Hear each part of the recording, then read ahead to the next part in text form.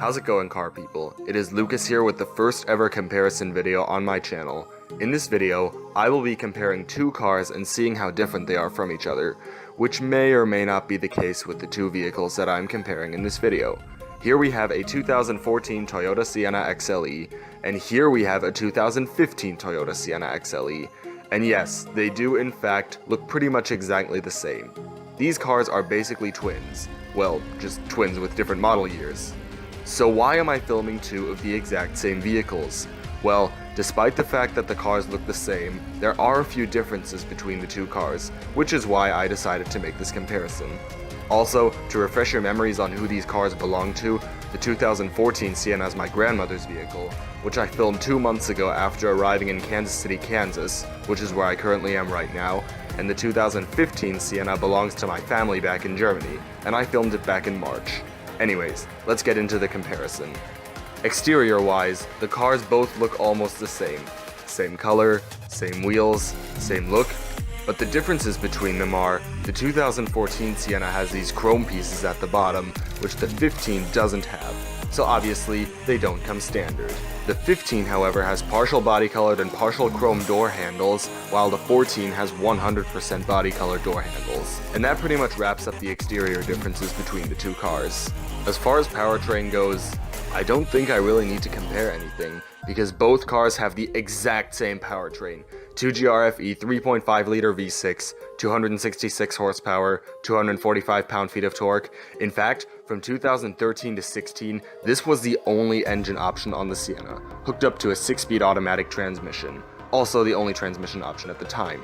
The Sienna was also available with a 1ARFE 2.7-liter 4-cylinder, but it was dropped for the 2013 model year. Lastly, for the 2017 model year, the powertrain received an update from the 2GRFE to a 2GR-FKS 3.5-liter V6, which made 30 horsepower and 18 pound-feet of torque more than the FE and was also a little more fuel efficient. The transmission was also upgraded from a 6 to an 8-speed automatic transmission. Alright, I'm done talking about the Sienna's somewhat confusing powertrain lineup. Let's move on to the big difference between the two cars. And here we have it, the interior. The cars have different interior colors and different options. Also, some interior parts are different from the other because the Sienna actually received an interior update for the 2015 model year, and that the interior layout and the gauges look a little different than before. Let's take a look at what they look like in each of the two cars. Pretty different, wouldn't you say? Another difference is the starting process. The 15 has the smart key access system with push-button start, but the 14 doesn't have that, so you start it the old school way with the key.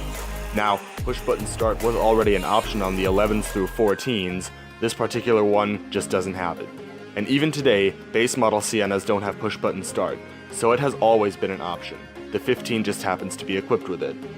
The other big difference is the infotainment system.